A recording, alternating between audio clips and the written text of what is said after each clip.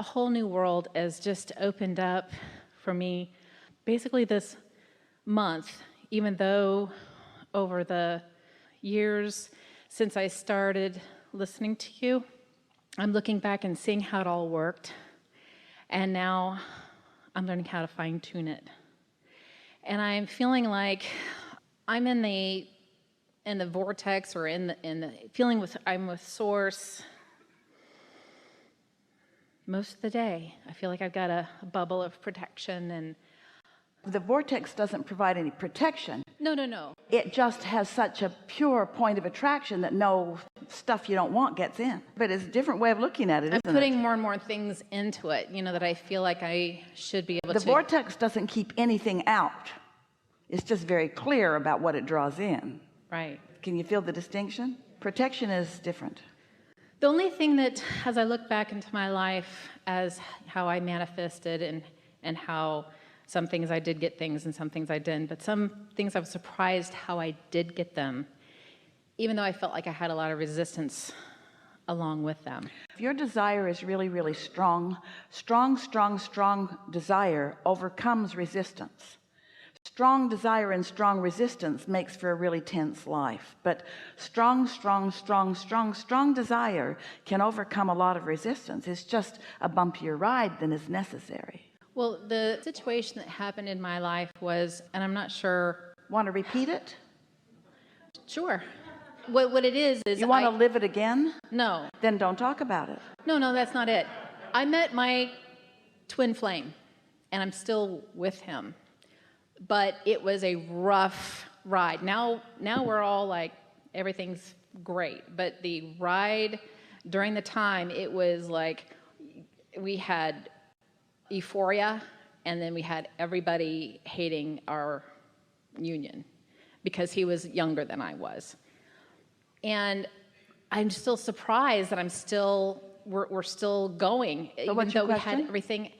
I just want to know, I guess you kind of answered it as far as the desire ended up becoming more important than the resistance. When you get into true alignment with who you are, and then that point of attraction happens, it sort of defies the logic of others who are still making their decisions based upon other criteria.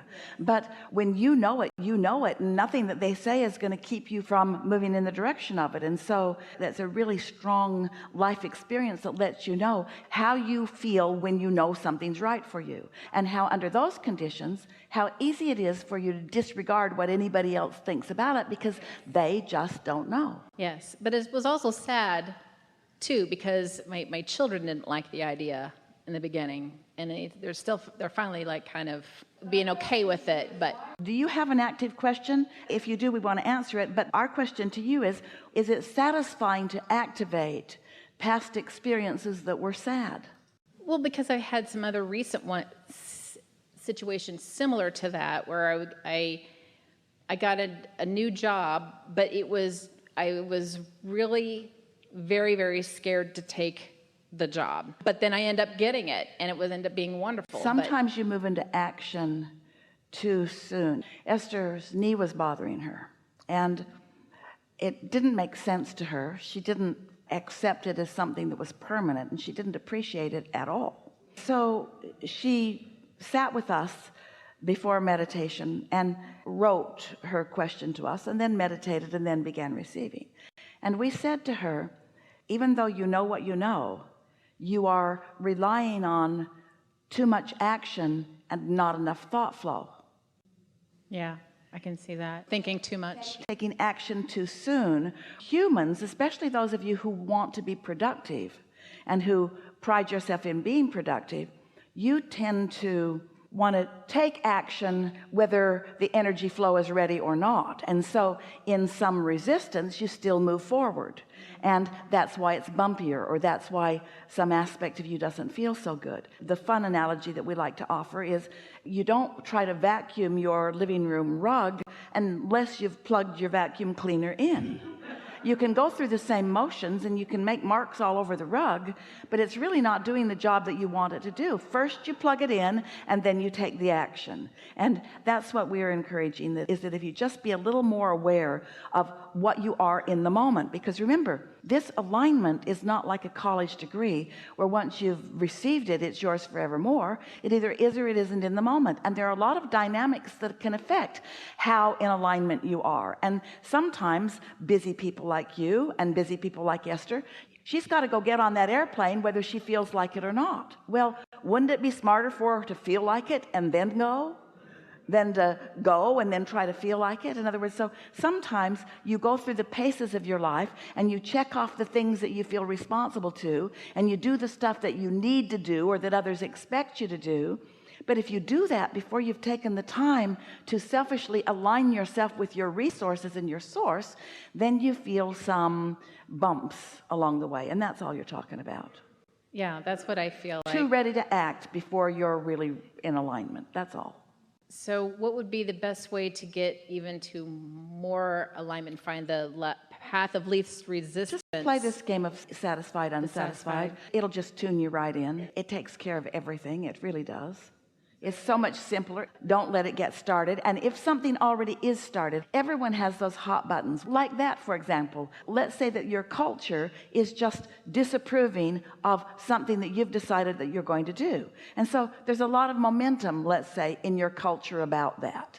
And there are not as many people saying, follow your bliss, as there are people saying, you should follow the protocol. And so you're feeling some bumps about that. Well, you're not going to be able to rein that in immediately, but if you start from a place of non-resistance and acknowledge how well your life is going and say general things like things are always working out for me, and I love knowing that I have guidance and I love utilizing my guidance, you can work the bugs out of all of those things. Like, for instance, like the only thing that resistance anymore is his family. So if I just kind of love them and let them understand. Do you see how addicted you are to talking about that?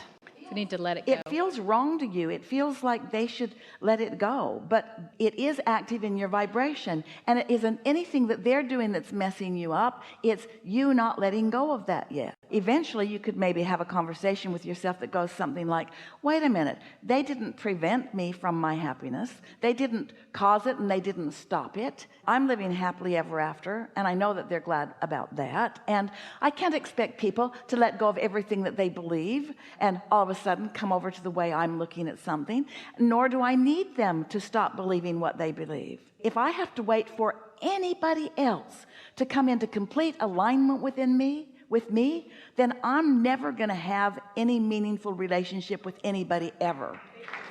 Even my twin flame. Even someone who I believe is my absolute soulmate. We are not in absolute agreement about everything. And if I demanded that we be, we could not be together. So why should I demand something of others? Why do I need anybody to believe anything in order for me to be happy? Because it's never been about me and them. It's always been about me and me. And once I get me and me lined up, then me and them works out just fine. And even if me and them doesn't work out just fine, because me and me is working out so fine, I'm not bothered about me and them not working out just fine. And I'm not unkind to them. I'm not unloving to them. I'm not saying you're not in my club, I'm in another club. I'm just tuned in, tapped in, turned on. And then the best of them comes to me. And if there's nothing in them that's best, then none of them comes.